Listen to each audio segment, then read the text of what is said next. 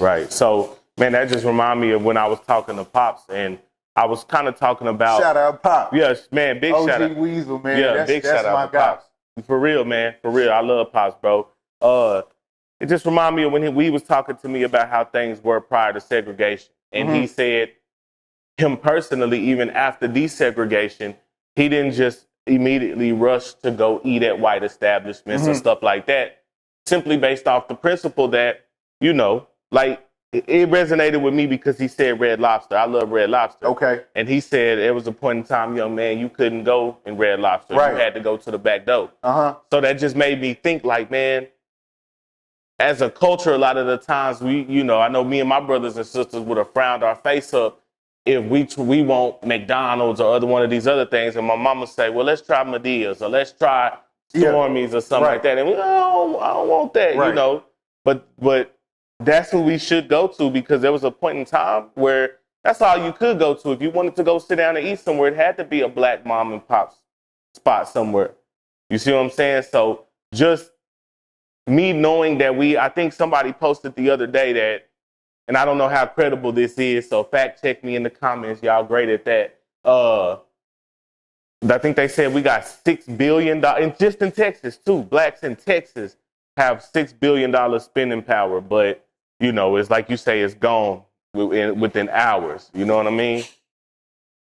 So that kind of reminded me of that. So one thing I wanted to ask you about is two things. One of the biggest comments I got was they like, oh man, bro, finessing on the price of gold. Remember you were talking about the gold, and you showed me privately how that works. Oh yeah. You know what I mean? I remember. But and I tried to break it down to them in the comments. But so what are they missing? Okay, so spot price is what anybody can go look up right now. Facts. So it changes every day. And Matt, you know, just to, you know, show you real quick, I'm gonna pull it up on my phone just so, you know, we can really see it. Okay. So gold price today for an ounce was 1,800. Right. Can they see it? Yeah, hold on. All right, boom. That's 1,800. Right? Yes, sir. But then we can go, and that's just to show people what the market is saying that it's worth, not how much it's sold for today. Right. But that's how much it's worth. Right. So you cannot go nowhere and buy that gold for what it's worth. Facts. You get what I'm saying? Facts. It's just like the sneaker game, real quick. Just like the sneaker game. A pair of Travis's retail for $170. Right. However, I would challenge you to go anywhere and find a pair of Travis's for anything less than $1,000. Right. They retail for $170. But when you have factors like supply and demand that come in play, for those who paid attention in economics class, the value of something is driven up. So just because the shoe retailed at $170, right, don't mean that you could walk up to a reseller or anybody who has it in stock and say, man, they say on the Nike website that these are $170. Right. Because they're going to look at you like you crazy. Every time. You know? So that was the best comparison that I was able to think of myself, but I thought maybe, you know. So it's the same thing. It's like you're going to get marked up on what you got to come get. And so what we doing is we not only just giving you the ounce of gold, we giving you more with it, kind of like a membership. You get what I'm saying? So that's you paying for more than just the gold. You getting an actual stamped piece of gold with our logos on it. It's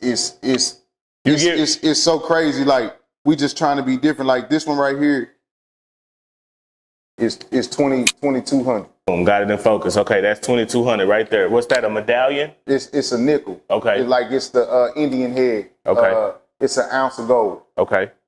Okay. I said I'm wrong for saying nickel. I just was looking at the Indian head. Thanks. But yeah, and that's 22.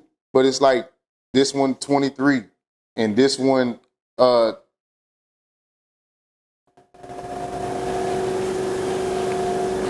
Right. Okay. I'm gonna show you the price.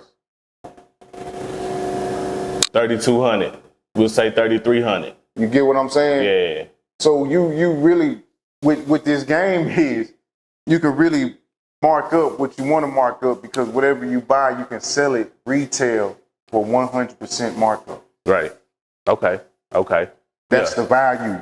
Yeah. That's the value. Yeah, Okay. not the work. Okay.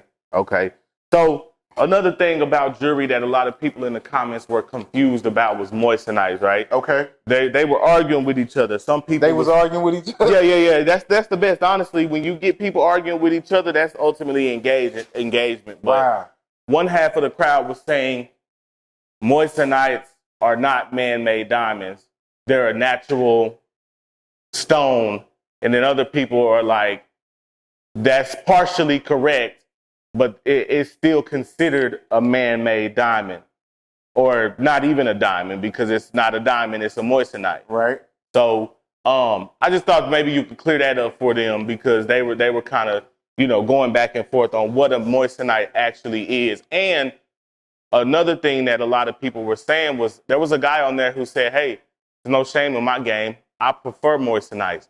They hit harder visually than actual stones. That's what Moisan discovered. His name is Moisan. That's the one who discovered the Moissanite. They named it Moissanite after him. Okay? It's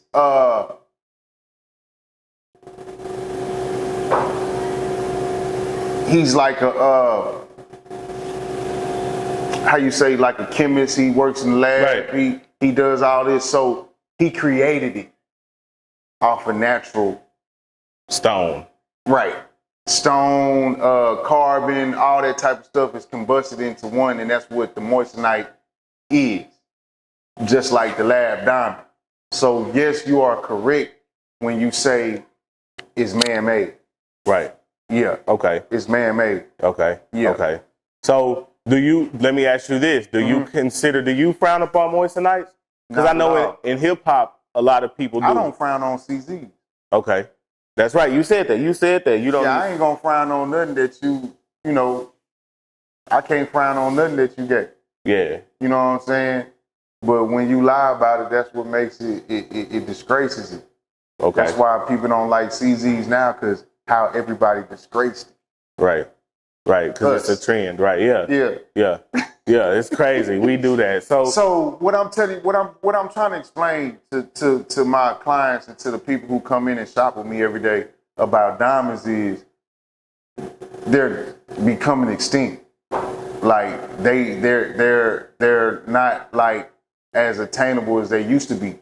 And if they are, the big jewelers are taking them away from the public to make them more valuable. So the jeweler, the gemologist, the client, everybody's going to promote labs and moissanites because that's where they're pushing the market. You get what I'm saying? Why would a jeweler be telling you to go get moissanite? Facts. Why would a gemologist that been to school and that got certified tell you that he can't tell the difference between a lab diamond and a diamond? Right. Unless they were pushing moissanites and lab diamonds. Man, I seen the lab diamond. I'm about to take y'all to one of my wholesale people where I get whole diamonds from for diamond rings or whatnot. I think this stone is an 8-carat stone. It's a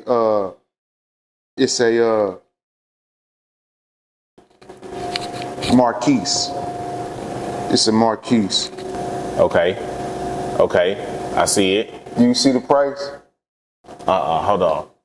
That is CD Lab $4,900 for the stone. That's my price. Right. That's what you getting it for. That's what I got it for. Right. And that's a lab diamond. Right. And you gonna think I'm gonna allow you to tell me that that's fake? Facts. Nah. So what the jeweler and the industry is doing is we blowing up lab diamonds. We blowing up moissanites so we can get the top dollar for the lab diamond and for the moissanite. And now with the diamond being obsolete or hard to attain, it's more valuable. Right. You get what I'm saying? Yeah. Yeah. Okay. So speaking of rings, man, one of the biggest rappers to come out of Fort Worth, if you ask me, man, he got a dog ring. Yeah. Now this one of my this is somebody I consider my partner, bro. That's what's up. I work That's side boy right there. Yeah, I work side by side with bro for some months, help doing some of his YouTube stuff, bro. Okay. And I gained a new respect for him, bro, because he's somebody else, bro, who you can't really judge that book by the cover, because that book that is the book. That's what the book is about. He about his bread. But bro, for him to be the age he is, he killed me, bro. He well above the businessman that he is. How well spoken he is. How intelligent bro is. Like that's what blew me away about him, bro. No play. Yeah. So you did that. You did the dog ring. Yeah, we did the dog ring. Okay. Man. He blessed my game, man. We did the dog ring for the dog show that's coming up October 29th. Make sure y'all go get them tickets right now. Y'all go straight to I think it's Westmont. Westmont car show. Hold on. I got you. We got to get that. We got to get that. We're gonna pop it up on the screen for sure. Pop it up on the screen. Make sure y'all go get y'all a booth. Make sure y'all come check it out, man. It's gonna be live. The car show with Sauce Walker. Man, y'all just come check it out. And I'm gonna have the key ring with the ring size on there, because I'm gonna be doing rings that day. We're gonna be doing specials on rings that day. Like if you want one of them dirty rich rings, something custom, we gonna be on site. We gonna be doing ring sizing. You know what I'm saying? You put your little deposit down and we gonna start your ring. So make sure y'all come out. We bringing out everything. We showing y'all what love is. Like your boy 30, man. Shout out to bro, man. Dude, I ain't never seen nobody do nothing like this, man. Facts. Like, and for him to be as young as he is, like you said, man, it's like it's supposed to make an old nigga get off his ass. Yeah. Like I commend that young nigga so much. Like I can't wait to start investing in houses and doing the different things that he got the lane to do. You know what I'm saying? So yeah, shouts out to that guy, man. For sure. And I appreciate the opportunity. And that opportunity opened up so many doors. Like now, I'm a household name when it comes to go and get something custom. Facts. You get what I'm saying? Like, Bug did 30, you know what I'm saying? So I appreciate that. Shout out to Rainwater. He did the same thing. He came and got that Cuban from me. You know what I'm saying? Yeah. And, shout out to Rain. And, you know, he ain't do like a lot of rappers. You know, they go and drop my shit somewhere else. I understand. I get it. You know what I'm saying? But, you know, it's What's that mean? So what I would do is, if I was an artist, I would go drop my jewelry at a renowned jewelry store, like going to Johnny Dang, you know what I'm saying, or whatever, TD Jeweler or whoever, and do a drop real quick. You know, let the people know I'm on my jewelry shit. You know what I'm saying? And everything come with status. You know what I'm saying? And with me being the type of jeweler that I am, I'm the jeweler for the budget, not the jeweler for the status.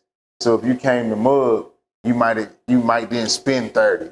You probably spend 15. And that ain't good enough for the rapper. The rapper got to spend 30 on his teeth. Yeah.